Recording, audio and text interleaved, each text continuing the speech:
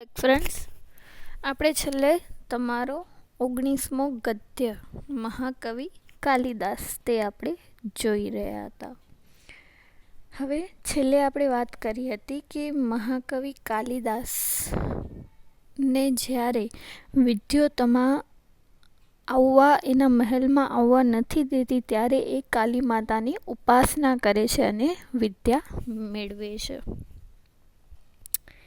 અને જ્યારે એ પાછો ફરે છે ત્યારે એને સંસ્કૃતમાં દ્વાર ખોલવાનું કહે છે. ત્યાં સુધી છેલ્લે આપણે જોયું હતું. આગળ જોઈએ તો इस पर महाकवि कालिदास ने क्रमशः कुमार संभव, मेघदूत और रघुवंश की रचना विद्योतमा को सुनाई.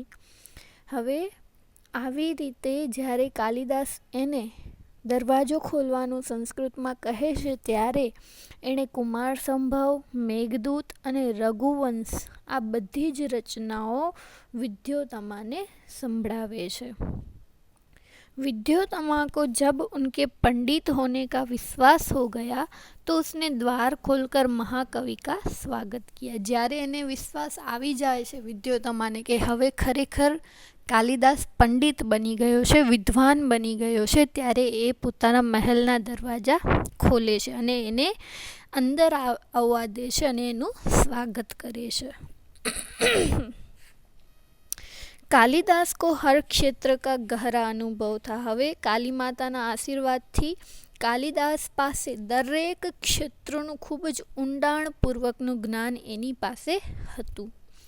प्रकृति का जैसा वर्णन उनके साहित्य में मिलता है वैसा कहीं नहीं मिलता.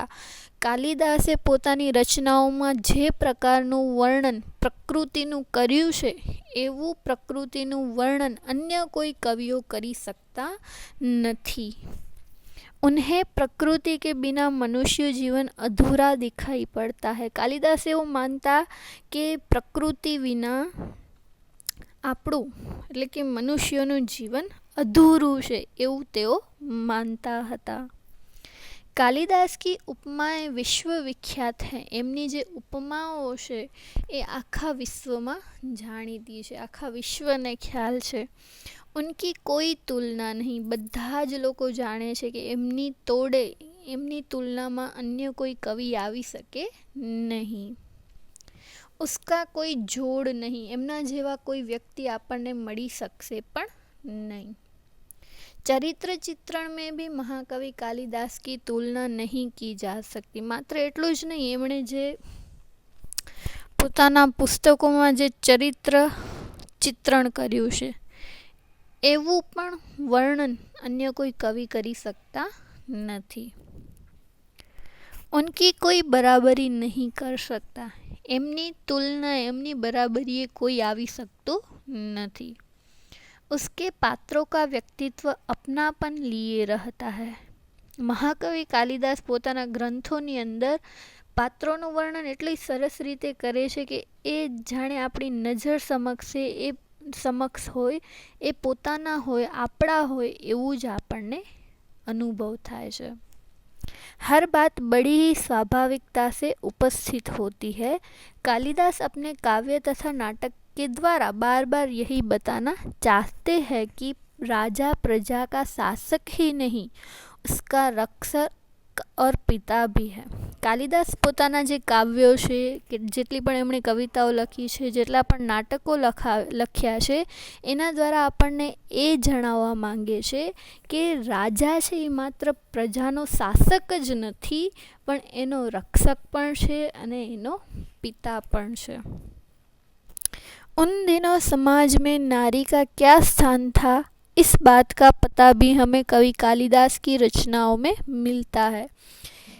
એ જમાનામાં કાલિદાસના સમયમાં આપણા સમાજની અંદર નારીઓનું શું મહત્ત્વ હતું, એમનું શું સ્થાન હતું, એની માહિતી પણ આપણને કાલિદાસની જે રચનાઓ છે, કાલિદાસના જે ગ્રંથો છે એનામાંથી આપણને મળે છે. समाज में नारी को सम्मान और श्रद्धा की दृष्टि से देखा जाता था. એ જમાનામાં પણ સ્ત્રીઓને સન્માનની દ્રષ્ટિએ અને શ્રદ્ધાની દ્રષ્ટિથી જોવામાં આવતું.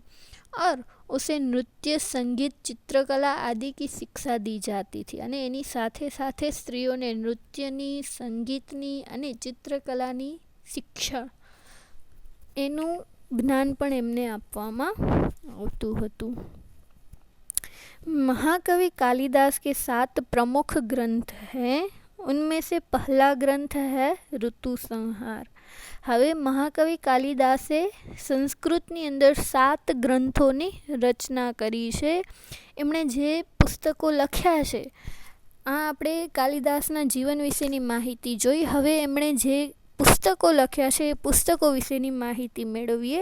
તેમણે સંસ્કૃતની અંદર 7 ગ્રંથો લખ્યા છે. એમાંથી સૌથી પહેલો ગ્રંથ છે ઋતુ સંહાર. यह एक उत्तम काव्य है. આ એક કાવ્ય છે, એટલે કે काव्य स्वरूपे एमणे आ पुस्तक लख्यू है. इसमें कालिदास ने अपनी सूक्ष्म दृष्टि का परिचय दिया है.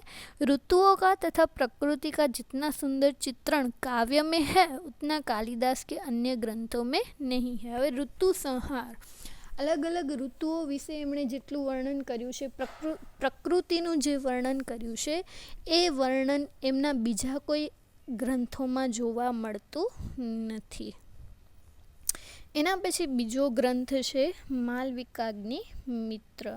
कालिदास का दूसरा ग्रंथ और पहला नाटक है. એમણે એમનું બીજું પુસ્તક એટલે માલવિકાગ્નિ મિત્ર, અને એમણે એમનો પહેલો નાટક, પેલું પુસ્તક હતું એ કાવ્ય સ્વરૂપે હતું અને આ બીજો પુસ્તક છે એ નાટક છે.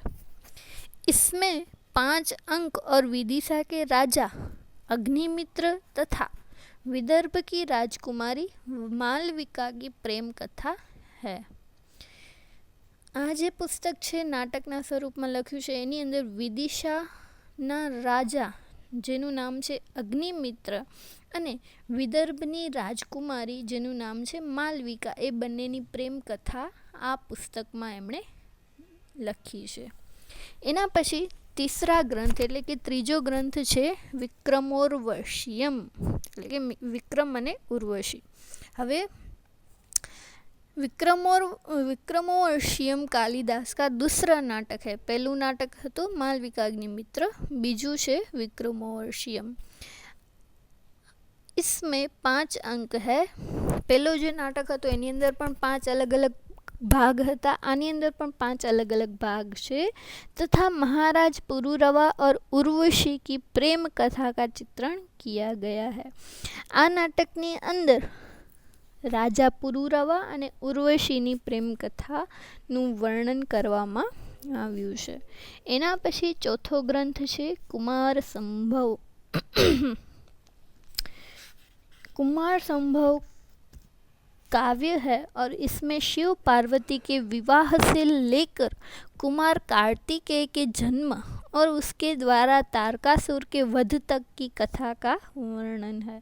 હવે कुमार संभवની અંદર કાલિદાસે શિવ અને પાર્વતી ભગવાન, શિવ અને પાર્વતી માતાના વિવાહથી લઈ, એમના લગ્નથી લઈ અને કાર્તિકેયના જન્મ સુધી, અને એની સાથે સાથે કાર્તિકેયે જે તારકાસુરનો વધ કર્યો હતો, આ આખી જ કથાનું વર્ણન કુમાર સંભવની અંદર આપવામાં આવેલું છે.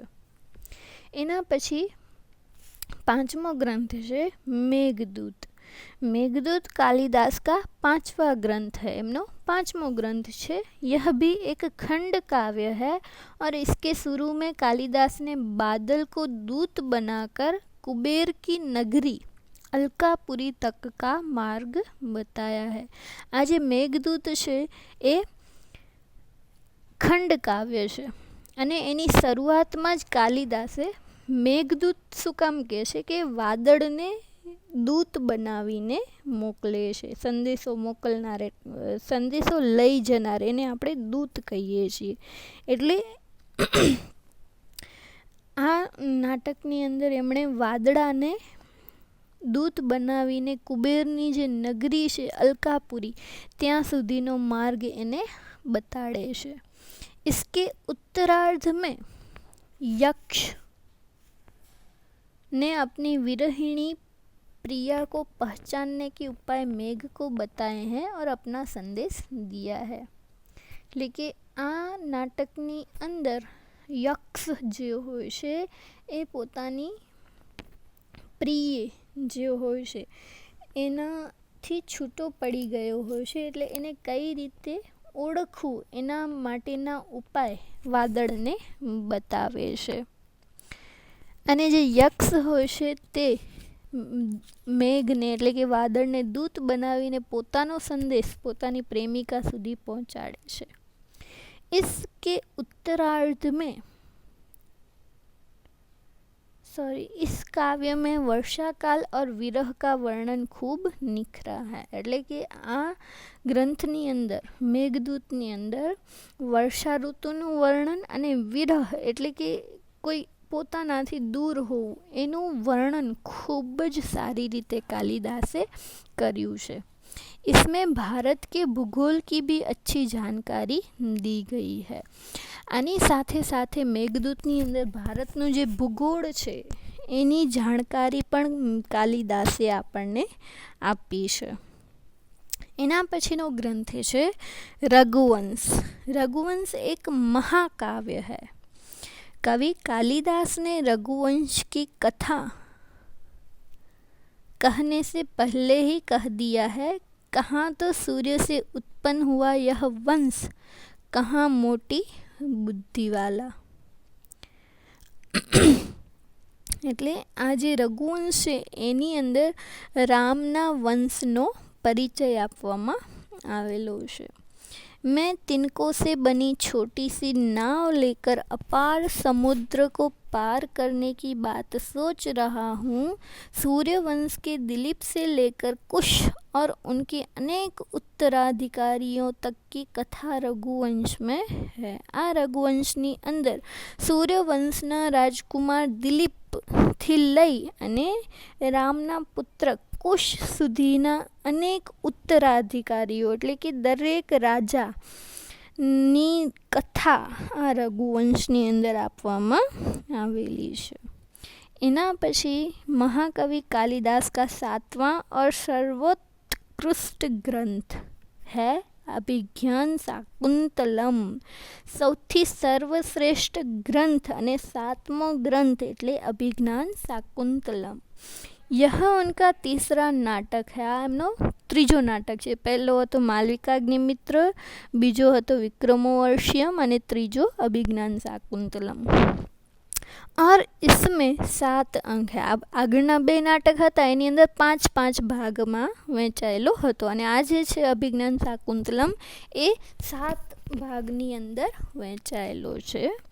महाकवि ने इस नाटक में राजा दुष्यंत तथा शकुंतला की कथा कही है.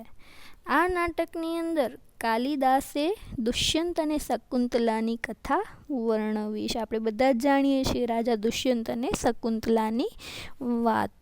इस तरह महाकवि कालिदास आज भी हमारे संस्कृत साहित्य में अमर है.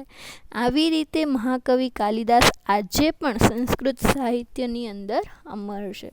હવે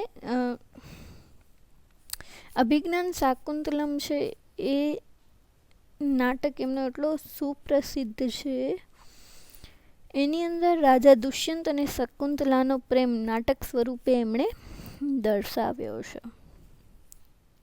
उनकी रचनाओं में तत्कालीन साहित्य, शासन और राजनीति, समाज और जनविश्वास, भूगोल, ललित कला, स्थापत्य आदि सभी की झलक मिलती है.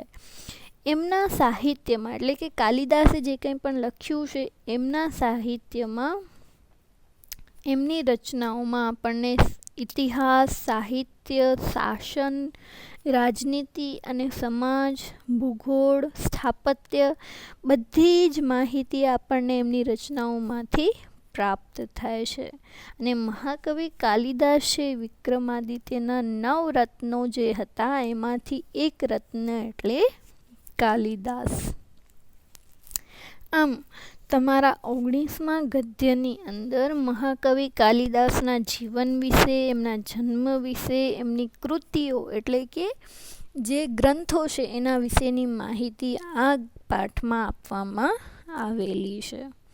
અહીં તમારો આ પાઠ પૂરો થાય છે, જેના શબ્દાર્થ અને સ્વાધ્યાય નોટબુકની અંદર લખી અને એના ફોટા મને મોકલવાના રહેશે. આગળનું આપણે આવતા વિડીયો લેક્ચરમાં જોઈશું.